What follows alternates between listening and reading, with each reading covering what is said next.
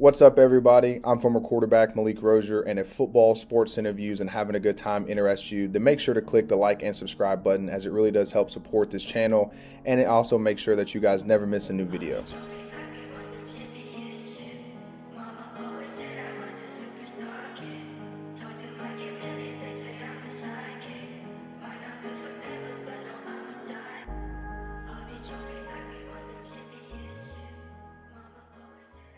How's everyone doing? And welcome back to another episode of Malik Show. Super excited to be here. I know there's a lot of stuff that happened this week, and I'm definitely excited. The first thing that we're going to go over is really the topics that we're going to talk about. So we're going to talk about, Miami having a potential chance of running the ACC. I don't know if they have a national championship team yet. I think that they have a lot of good pieces, but I don't know if they just have all the right pieces yet. Obviously, we're doing a great job. If we can keep averaging, 40 plus points a game, I think it's going to be very, very hard to beat.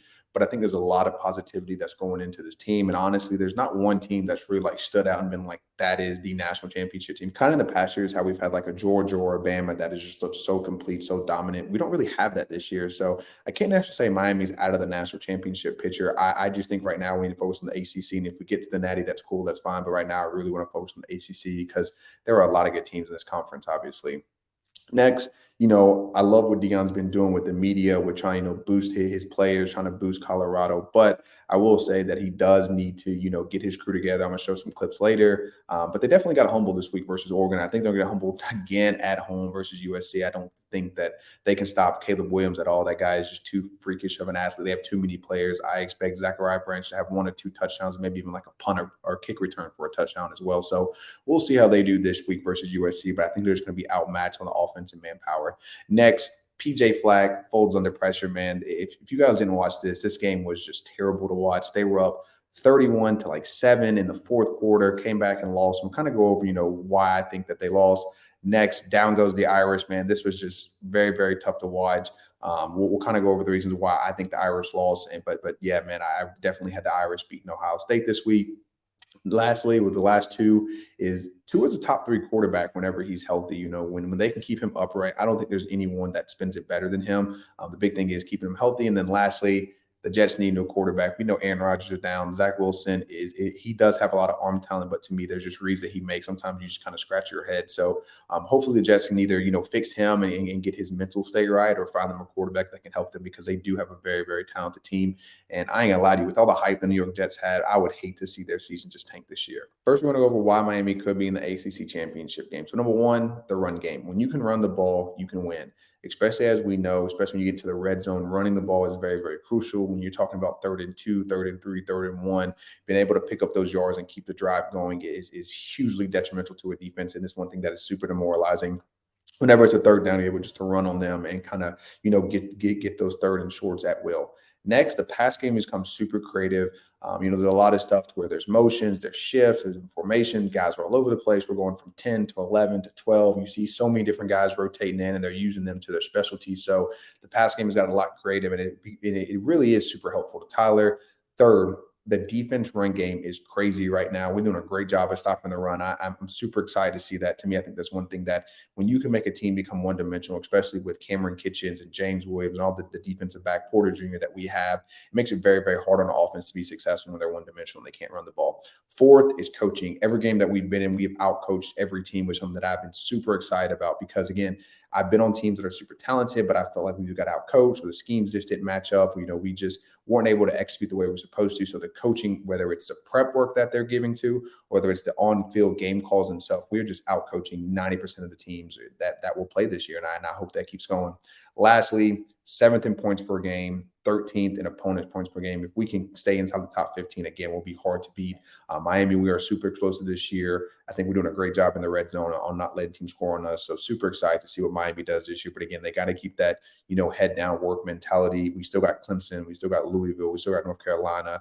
We still got FSU. We still have a lot of teams that, are capable of beating us if we don't just focus on, hey, who's the next opponent if we don't keep focused on who's the next opponent, how do we get past them, and then let's go to the next week. So I think there's a lot of positivity going on in Miami. Hopefully they can keep it going, because I definitely think that this team has a chance to make it to the ACC Championship game. Next, Deion and his crew got humbled very, very quickly versus Oregon. One, I think he needs to control his players. Towards the end of this, I'll kind of go over why I think he needs to control his players. There was some stuff that was done a little bit in the Oregon game when they were talking trash. I don't really care about, but it was more of the Colorado State game that was a little disrespectful. We'll start at the end. Next, I do love their attitude, and it really is them against the world. A lot of people don't believe in Colorado. A lot of people had, Colorado going down and, not winning maybe one game, maybe zero. But the fact that they're able, to prove the media wrong, to me, that's huge. That's like the Miami style saying, hey, it's us against the world. Everyone doesn't want us to win. Everyone thinks that, we're this sorry team and we're not.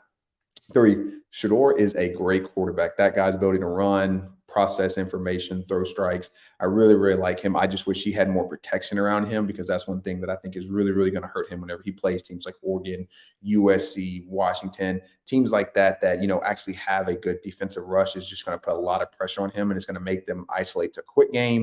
They're not going to be able to do double moves or deep crossing routes. So you just won't have the time to get him to throw the ball down the range. So I think it really hurts him. Lastly, this week, I think Caleb Williams put up 45. Like, I just don't see how they plan on stopping USC's offense. Now, I do think that Colorado has a chance to score because, if they can kind of double team Bear Alexander, I don't know on the defense line if they have anyone that's just like this game takeover. But on offense, I really don't see them, or really on their defense, I really don't see them stopping USC at all this coming up week. So now we're kind of going to go over what I was talking about with like the players. And this was the biggest part. Okay, so they're trying to warm up. Colorado State, I'm gonna pause it. Colorado State is trying to warm up. They're trying to, it's pregame warm-ups. They're trying to do pat and go, get everything warm. And you basically have from like the 45 over all the way up to the 45. Now, the only one that's really supposed to kind of switch back and forth and really he's supposed to, be there before we get out there is the kickers. The kickers and the punters have to punt both sides, they have to feel the wind, blah, blah, blah, like that kind of stuff, which is fine. But the fact that you got a defensive back on Colorado State side standing in front of their receivers, talking about I stand on business, which is fine, man. I agree with you. You are one of, if not the best defensive back in all of college football. Now, I will say this. I've been on multiple teams that if you did that, they'd run up on you and jump your butt before pregame. You do that, I promise you talking about Stacy Coley, Philip Dorsett, like, I don't know about Philip, but definitely like Stacy Coley, Herb Waters, Clive Walford, Rayshawn Scott, Malcolm Lewis, Tracy, like them boys would have ran up on him and they would not cared. Again, like I think he's doing this because it's Colorado State. I don't know if they play like an Ohio State, an Alabama, a Georgia. I don't think he's doing that because to be honest with you, it's probably going to be a pregame fight. I know at Miami when I was there, it definitely would have been a pregame fight going into that. So again, I love the attitude of, it's them versus the world. I definitely understand it. But I'll also say, man, you can't have your star player blocking people from warming up, knowing that, hey, there's certain schools that they really don't care. They'll really beat his butt and then keep it moving. I'm trying my best not to cuss, but they will beat him before pregame warm-ups and then get kicked out of the game. They don't care. That's their best player. So what happens right there if he gets jumped, he's not able to play that game? Like, come on, man. You're talking about a whole bunch of adrenaline and things like that. And again, I've been at Miami I was at Miami for 5 years. I was probably in like 2 or 3 pregame fights. Not saying I was in it, but like we had 2 or 3 pregame fights, and there was even a couple in-game fights. And so when you're talking about guys with attitude, guys that like love football and really don't care about anything else, if he keeps doing that, he's gonna run to the wrong team that definitely messes him up running over there. And I know, to be honest with you, I know my team definitely would. So next, we're gonna go over PJ Fleck, man. This guy absolutely folded versus Northwestern. I don't think y'all understand how bad Northwestern is. Northwestern is like, man, I don't even know what to compare them to in like the NFL. I mean, maybe the Jets, but like, I mean, I don't know. Northwestern is terrible, and the fact that Minnesota lost to them, they were up 31-7 going into the fourth quarter. So if you go below that is just absolutely terrible game management, getting your team together, calming them down, making sure that everyone's on the same page, saying, hey, guys, we're fine. We've been leading this whole game. Like, I blame on the leadership. I don't even blame on the players. Like, whether it's the quarterback, whether it's, PJ Fleck himself, they had no game control. They started – PJ himself started to panic. I'm going to show you guys a clip. He started to panic, and you just saw it just hit the entire sideline. And so to me, it was an embarrassing loss. I think they might need to get a new coaching staff because to me, they did not have those guys prepared. Northwestern was more coached better. I don't think Northwestern has better athletes, but I think that they were ready for a 4-quarter fight, which Minnesota thought after the second quarter, they were just going to roll these guys. They were up 24-7. They, Northwestern really couldn't score. They scored again in the third, so they were up by a lot, and then everything just came down. But again, we're going to go over this because to me, this is just absolutely terrible coaching by PJ and his crew. So fourth quarter, I don't know if you guys can see it, but it's the fourth quarter. It's probably like 2 minutes left to go. All right. So here's the situation. Fourth quarter, 2 minutes, 16 seconds left to go. They just stopped you guys. And the first thing that happens, and there's certain teams that do this, but the first thing that happens is this guy right here. You see him, false start, puts him back five. I'm not necessarily worried about now your punter can, hang it down inside, make sometimes easier punt if your punter has a really strong leg. But you get this, these guys are absolutely panicking. The guys in front of the punter are panicking. They run up on him, man. What are you doing? Come on, bro. Like, come on. Now look at PJ. Stressed. Now he's cussing out his string. Look, just on him. There is no like, calm down. We're fine. We have the game. We're gonna keep watching it. So they get the flag.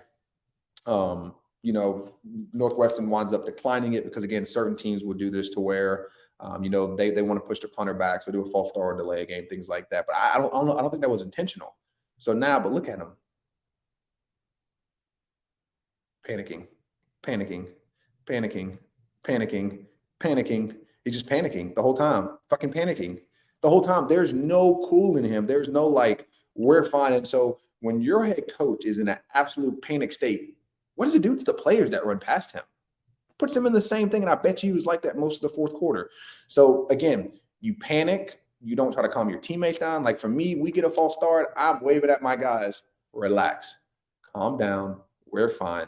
Let's finish this last 2 minutes. Started with my special teams. I already got my defense together. Let's see what PJ Fleck does. After the flag does nothing. Now, this is what's crazy. This guy right here, I get he's looking up and I get this end zone's kind of crazy, but you got to know where you're at on the field. Now, watch this.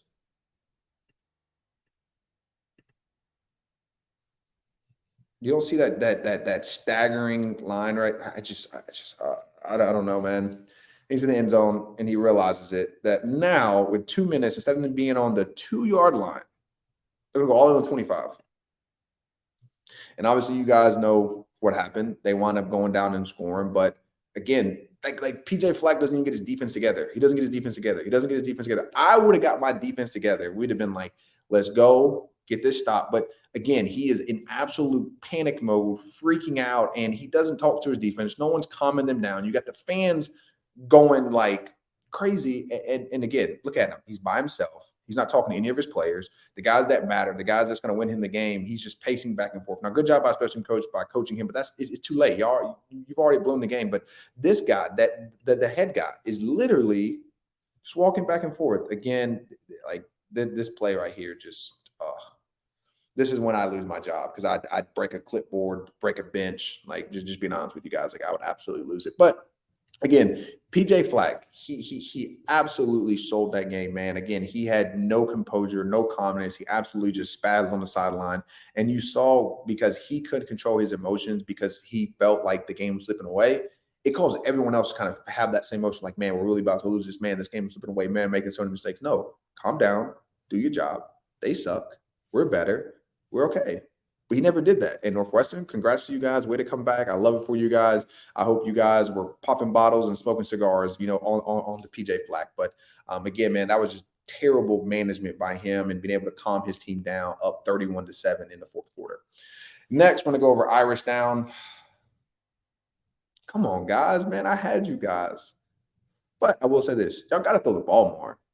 You have the leading ACC touchdown thrower on your team. And I felt like all you guys want to do was get in 13 personnel and trying to just run it down Ohio State's throat. And if you guys keep recruiting all these top talent receivers, why do you guys not throw it to them? You guys have big 6'4" receivers that are big 3-4 stars, things like that. You don't throw them the ball that much. You have one of the best quarterbacks in college football there, and you still want to be dominant running.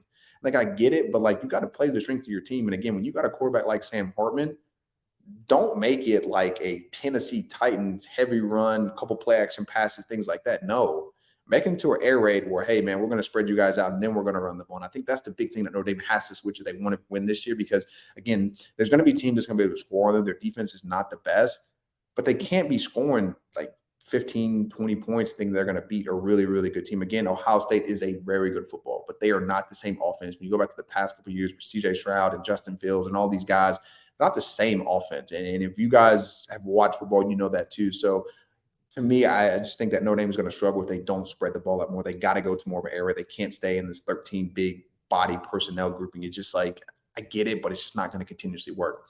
Next, the last drive was so hard to watch. And this is one reason why, I really like the way our OC and DC at Miami, I like their mindsets. Don't play passive.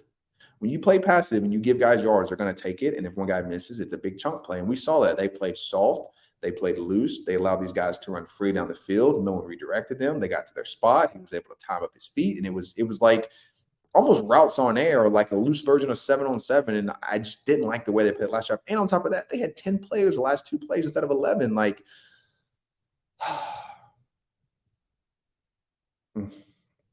but I think they could still make the college playoffs. They barely lost to Ohio State. If they can beat USC and be 11-1, there's gonna be a lot of teams that have 1 losses. There's gonna be a lot of teams that have worse 1 losses than Ohio State that could go undefeated. I think they might lose to Michigan, but we'll see what happens. It's still college football. A lot of things can happen, but I think there's a way they can make it. They got to win out, obviously, but to me, that loss definitely hurt them.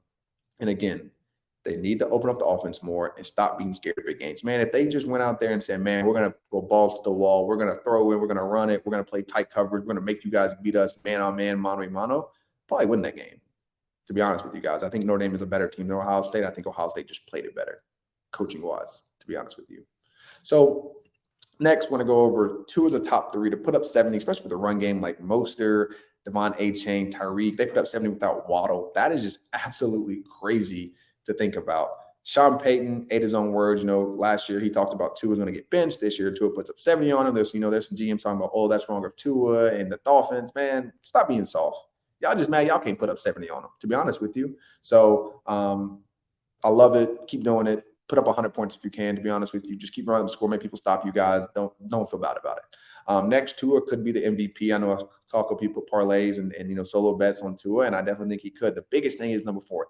Has to stay healthy. No concussions, no ankle injuries, no minor tweaks. Offensive line, protect that guy like your life depends on it, because y'all seasons definitely does depend on it. So if they can keep him upright and healthy, I think this Dolphins team is going to be a team that defensively they'll give up some points, but offensively it's every drive. Can you stop them? To me, they almost remind me, of the old Alabama team when they had, Mac Jones, and they had, Devontae Smith. They had all those guys. It's like, can you stop them? Okay, cool. You scored 7 points this one time.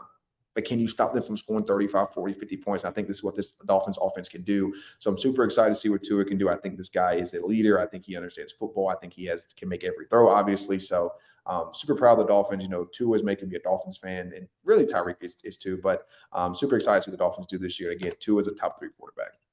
Lastly, Jets need somebody. They're struggling. I mean, we see all across college football, when you don't have a great quarterback, you struggle. Ohio State, Alabama, those are just 2 of the teams that have been great in the past, have really great quarterbacks. Now that their quarterbacks are okay, they're kind of struggling. But I know the Jets need someone else. I don't think that locker room has faith in Zack Wilson. I don't even know if Zack Wilson has faith in Zack Wilson. I think they should go after Nick Foles. I think Nick Foles can kind of be that 1-year gap. Again, Rodgers is hurt, as obviously everyone knows. Wilson is mediocre. And then you have Foles that I think can do a really, really good job of coming in, leading. He's been to national champion.